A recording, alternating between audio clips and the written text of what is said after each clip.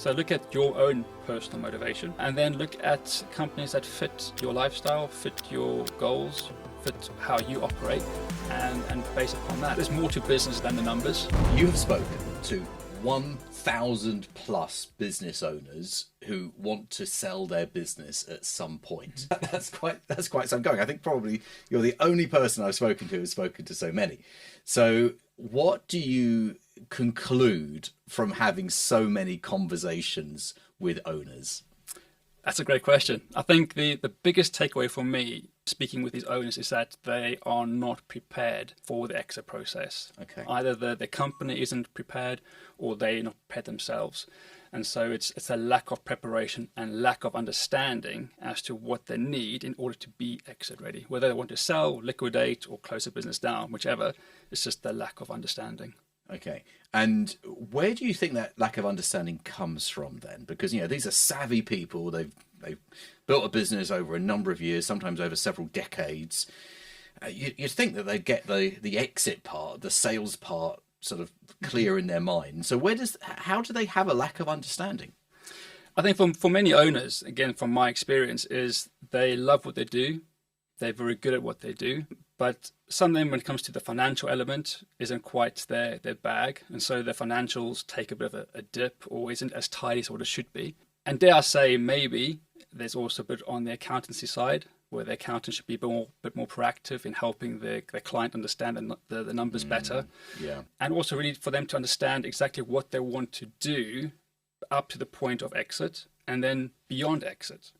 That's also a key thing, because if you're looking at, say, retiring at 65 and say you live to 85, that's 20 odd years. What are you going to do in those 20 years? What are your plans? So are you saying then that the type of business exit someone has is partly defined by what they want to do afterwards? Yeah, a bit of both. It's what they want to do afterwards. It's also how they wish to exit. If they want to sell, who do they want to sell to? Because the way they're going to grow the business will determine the type of buyer they're going to attract. Now, if they can't sell the business and so they can't liquidate the business, then they need to use the business as a cash cow to fund their financial plan. So it's all interlinked, but it's understanding the type of business that they're in, understanding the type of exit they want to achieve. Okay, interesting. And I think many business owners would think, well, I just want to sell the business, and actually saying who I sell the business to they've never taken that extra step in the thought process. And how are we defining small business in this conversation? What sort of size? Well, I think my target market would be between companies valued at about 5 million down. For me, looking at it as being a small business owner myself in the past, I needed the help and expertise to get my business working properly and efficiently. But then when I come to exit or to sell it, to have that kind of help. So the ideal client is the SME between £100,000 to up to 5 million. So sub 5 million in annual revenues. So what are the types of exit available to someone like that? On the smaller side, typically you can't really sell because the owner is typically the business. So this is what sort of revenue I would say, does that signify the owner is the business? Typically up to at least say £500,000, give or take, where they are so involved in the business. Sometimes they do have good assets which they can liquidate, but in most cases it's basically done on goodwill or transferable value. So they could sell the client base, but again, that is still quite a small amount compared to what they actually need financially. So it's about looking at the business and how best they can use the business as a vehicle to help fund and drive their financial plans in terms of retirement. So you're saying actually selling it may not be the answer? May not be the answer, yeah. Oh, that's very interesting. That is interesting. So with the businesses that are slightly larger, what are their opportunities? I think with them, it's either liquidating if they can't find a particular buyer, or if they're in a particular sector that isn't desirable or is too high risk. If they wish to sell, then they can either sell externally, they can sell to a family member, or they can sell internally, and depending on who they want. So let's take these one at a time. So with liquidating, that always sort of sounds like something's failed, but often it's the most tax efficient way of actually extracting value from a business that you no longer wish to operate. So explain to our viewers and listeners how that all works. I appreciate that the term liquidation has some negative connotations and it is seen as failure. Unplanned liquidation is failure. Whereas if you don't see it coming, it would be, that's what you want. What you want to do. But if you look at the whole process and it's done through planned liquidation, where you do things properly, you make sure all the suppliers are paid, all your staff are looked after, and things are done properly, that is entirely plausible and feasible to a way to exit a business, but it needs to be done correctly and properly. Well, in actual fact, you have to pay those creditors in order to be able to extract the cash without any problems. Exactly. In actual fact, in the construction business, in house builders often do this, don't they? In order to, they sell the properties that they built. The money's in the business bank account. The most tax efficient way of getting it out is actually to close the company. I believe there's some regulations around sort of not operating the same type of business for the next 2 years. Something like that. In the UK anyway. So that's one way of doing it. So talk to us about selling the business internally, because that's an interesting idea. Well, there are a number of flavors to internal selling, and depending on the owner themselves, how much control they want, their tax position, will determine which type of internal exits they're going to go down. So it could be a management buyout, it could be a vendor initiated management buyout, it could be an EOT, it could be whatever the case is, whatever the best format for that owner would be. We look at that and implement that and get the specialists in to ensure that things are done correctly. That seems to be more of a popular route. I know commercial lenders... You do hear it mentioned more recently, I've noticed, Commercial lenders like it, and a friend of mine who went down the internal route, I think he did EOT, and I think he was approached by an external company offering, I think, 5 times EBITDA, but he knew that basically they were asset stripped. They kick all the staff out and he will lose his business. And because he lived in a tiny village, he knows most of the people. Yeah. So he went down the EOT route, but because of that, and because the banks that he was speaking to liked that idea, he was tasked to work in the company for the next 5 years, train up the management team, and he got a multiple of 6.5. But the company did really, really well in the last 3 years because it's digital. And at the end of next month, he'll be leaving, which was 3 years effectively since establishing. So early. Early, yeah. So just again, just for clarity, the 6.5 multiple of EBIT, that effectively he's selling the business to his employees. Yes. Yeah. So his employees take ownership, but the funding effectively has been pre-arranged. They don't have to go out and look for it themselves. And he's able to exit the business. It's in safe hands. And 6.5 for a small business isn't a bad multiple, is it? No, it's highly achievable. Yeah. Banks like it. And because there's a good handover period, the credibility of the business and the opportunity for the business to continue operating is much higher. So it's quite low risk, which is why the multiple is higher than you would expect. We probably think some more like 3-4 for that. If you want to find out how to buy a business successfully, get your free business buying toolkit. The link is in the video description below. What about management buy-ins? Depending on how the owner and their relationship with the employees are, because that could also cause a bit of a fox amongst the chicken sort of approach. But I think if there's open, honest communication, management buy-ins are perfectly legit and a good way of doing things. But it goes around how the owner deals with that internally, making sure that the staff are happy, motivated. Some people will get a bit twitchy, naturally. But I think if it's handled properly and in the right way, it's a very good way of doing it as well. So years ago, I was involved in a buy-in management buyout. And when I saw the acronym BIMBO, I must admit, I wasn't quite sure what that was at the time. So you've got all these different structures that would allow our owner to exit, hopefully with a sufficient amount of money to do what they want to do. What about larger business sales to a strategic buyer or to a private equity backed buyer? That's also an option. A friend of mine did a private equity sale. It depends on what the owner wants, because I think with private equity you need to stay there potentially for 2 to 5 years, depending on the structure.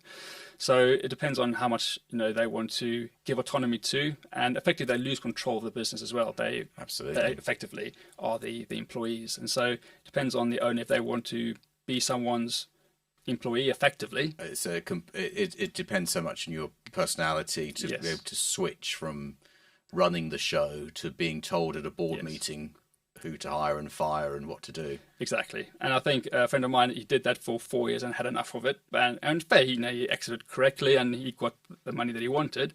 But he said it was a lot of pressure, and it was a massive change from him owning and running the business to actually being told what to do and having to report every 5 seconds to various people within the organization. So it's a different way of exiting, but it goes around. It's a conversation that owners need to have and say, look, what is it that I want at the end of the day?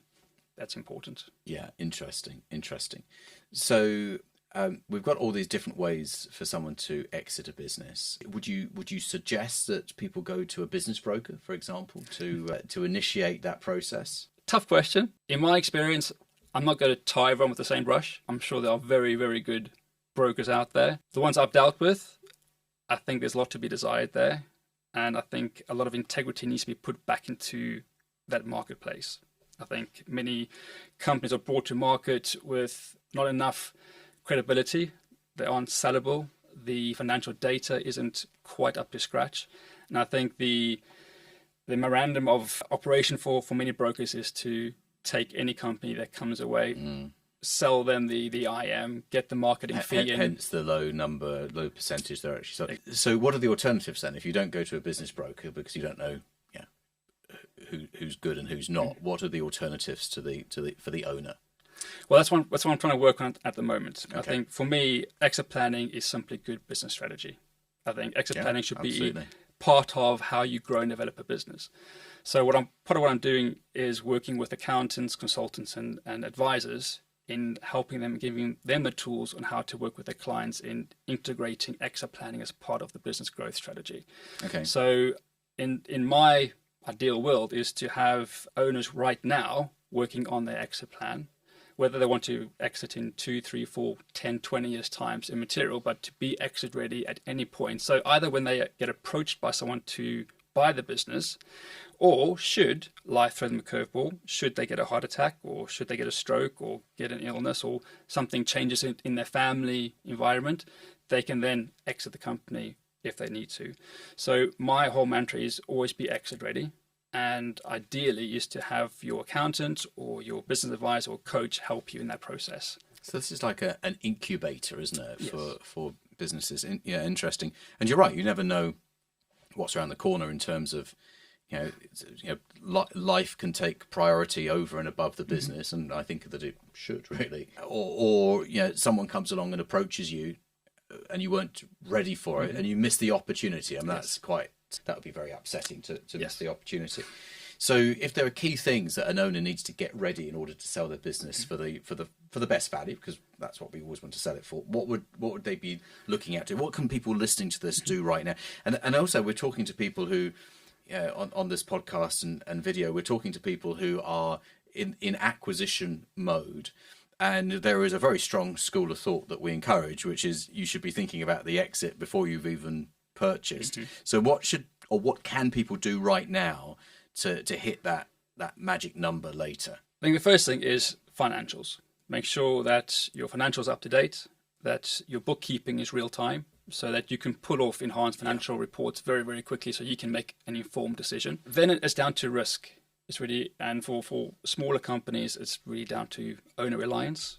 Then you have customer reliance, supplier reliance, employee reliance. That's quite a big one where certain employees either shoulder most of the workload. So you're saying don't rely upon one or two individuals? Now, I've got a client who is in that exact position. There are some key individuals within the business, and they are actually dictating the shots. Oh, really? And so the owner's in a very tricky position. So, again, that's down to... lose control of your own business. You do. And they want to raise, and you don't pay it. They will either create a false mood or negative mood within the business, or they leave, and then you've got a massive hole to fill. So I think the owner needs to get proper operating procedures in place, training manuals, get everything out of the employees' heads onto paper and document the process, because things change and evolve over time, and people on the ground tend to work out ways of how to best do things, and if that isn't documented, and they go, then you lose out on that critical knowledge. Yeah, I had a member of staff once who had all the passwords in her memory. Not even passwords weren't written down. Buying a business is a roller coaster, which is why you need a lawyer who knows what he is doing. So why not use mine? His name is John Andrews, and you can find his contact details below this video. So maybe from a business buyer's perspective, in your diligence, you'd be looking out for reliance upon a supplier, a small number of customers, or a small number of people within the business. Yep, and that's why the reports we produce highlight all those bits of information. You can see which clients and which suppliers and which employees have critical knowledge and kind of ownership on the business without the owner being aware of it. So how do you produce a report like that? Is it through a series of interviews? I mean, how do you yeah, the number of sort of questions that the owner gets asked from an outside point of view. And then we do enhanced financial reporting, so we can see how many transactions the company does per year, per month, which clients those refer to, how many clients that they are acquiring versus losing, which one are responsible for the majority of the turnover. Again, same thing with suppliers, and that comes into a graph to see exactly what's actually going on within the company very, very quickly and where the risks lie. This is vendor due diligence, isn't it? Pretty much, yeah. Yeah. Which means that the owner can then go back and improve the business and enhance those weaknesses. And I guess you could come back a year later, do the same sort of report, and show an increase in value as a result of those actions. Exactly. And I think as a consultant myself, I think it's very important to be able to prove your value. And so if you can show that the client that you've increased the business value by X thousands of pounds, you've reduced their wealth gap by X thousands of pounds, you reduced the risk profile within the business, you can prove and show your worth as a consultant, which I think is very important because many consultants go out there and it's very difficult to work out exactly where the value lies or what value that they're bringing versus what value the owner is bringing. So being able to track and measure both the tangible and the intangible is critical to moving the business forward. Yeah, that's very interesting. And yeah, if I'm a buyer of a business, I'm going to be asking my accountants to do this sort of diligence anyway, aren't I? So you're saying that if the owner's already done it, plugged the gaps, filled the holes, and solved the problems, I'm going to find not just a sale at potentially a higher price, but a smoother sale, rather than having to go through buyer after buyer after buyer to find the right one. You know, people say, oh, they weren't interested. No, the problem was with the business. It wasn't that they just lost interest. So you're saying that actually that it can speed up the entire process. Yeah, my whole aim is to bring buyers and sellers together. A, speed up the process, and B, make it cheaper.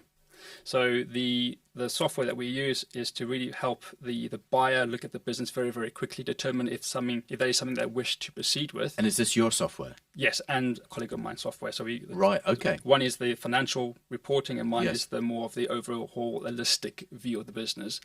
And you combine the two, you get a good picture of the business, which means that you as the buyer has kind of created most of the due diligence, and you filtered a lot of the companies out. And so your accountant and your legal person who's carrying out the commercial and the legal and financial DD has something to work with. That's tangible. Are we seeing this from the buyer's perspective? From the buyer's perspective. I get it. Okay. But then from the seller's perspective, all the information is there. So you know where there are weaknesses within the business that you can fix before the business goes to market. How long have you been doing this for? I've been personally using the system for about 12 years now. The last 2 years, I've now digitized it. So I've taken everything out of my head, put onto paper and onto an online portal. Following your own advice, pretty much. Yeah, not in your head. It's out. It's out there, and it's been taught to accountants and advisors. So, what are the quick wins that a business owner can implement in order to let's say they want to sell in the next 6 months? Now we know that's quite a tall order, and people often they want to sell yesterday, don't they? Once they make up their mind to sell. But if what are the quick wins to get the best chance of a successful exit as quickly as possible? I think there's two key areas. One is to make sure your finances are correct, up to date, and can be understood. Because I think when I look at a lot of accounts or set of accounts, it's a mess. You need a lot of detective work to work out actually what's going on in the business. So I think having a good accountant and especially a good bookkeeper is vital. And then look at the risk profile within the business. Where are the risks sitting in the business, and what can be done about that? So HR contracts, health and safety. Where are they? Employee reliance, employee morale. Where's that sitting? I think that's probably more important now than it has been for a long time. Is that it's our awareness, isn't it, of well-being at work and satisfaction. I suppose it's because it's a different job market to what it used to be. Totally, it's a big change. I think employees are now calling the shots more, and they're looking for more than just a job. I think they're looking for a lifestyle. They're looking to combine work and life together and have that flexibility, so they can go and pick the kids up from school and then come back and do some work at night. And so from an owner's perspective, I think I always say you need to try and be your company's CEO, and they need to focus on 3 key things. The first one is talent acquisition. Looking at the org chart, where within the business are you the weakest, and you find the best people to fill those gaps. Understand financials, and then strategy. Look beyond the horizon, see where the company is going, where the sector's going, and make decisions based upon that. So those are the 3 key things for an owner to focus on: strategy, talent acquisition, and financials. And the rest can come in at various points, but those 3 things I think are key for an owner to make sure that they are exit ready and provide a business that is sellable and attractive to buyers. Let's talk about the people for a few minutes here. So everyone says that the people are the biggest asset, and sometimes people say the people are the biggest liability. It depends. It depends what's happening that day. There's that tension, isn't there, between asset and liability. In the majority of businesses, if you take away the people, there isn't a business. But of course, most people are on contracts with 30 days notice. So in 30 days time, everyone could walk out. The reality is, when someone decides to quit, they don't come back to work on Monday morning, do they? Despite there being a contract. So how does a business buyer, if we look at it from the buyer's perspective, how does the business buyer hedge against that risk of, I could buy the business on Friday and no one comes into work on Monday mornings? That's a huge risk, isn't it? That's a big one, and I think a lot can be dependent upon the buyer carrying out proper due diligence. Okay. And also having something in the SPA that stipulates that should anyone walk out on day 1, something needs to happen. Hopefully it won't. But again, it's how you approach the whole process, having that open communication, and also being sensitive to where employees are. And I think getting a good HR consultant in, a good change management person in, if you are not that touchy-feely kind of person, and help smooth everything over. But even before that, what a seller should be doing is looking at staff morale generally, and seeing where staff are and creating that culture within the business. Because look, at the end of the day, we all got to be exiting our companies at some point. And so it's about preparing that ground over time, very, very slowly, to make sure that staff are or do feel secure, that they do have a work-life balance, and that whoever's coming in will understand the company's culture and then absorb it as part of their overall plan. Again, you see more and more in sort of press releases around sales and acquisitions that the seller thought that there was a good cultural fit, and then the buyer says there was a good cultural fit. We respected each other's businesses. Having that appreciation as a buyer helps you get the deal over and above the person who doesn't care. Oh, 100%. I think that's the key. There's more to business than the numbers, and although they are important. But I think now the factor comes in is to making sure that it's a fit for both people. And even though the business may be a fit in terms of the financials, but does a culture fit within what you have created?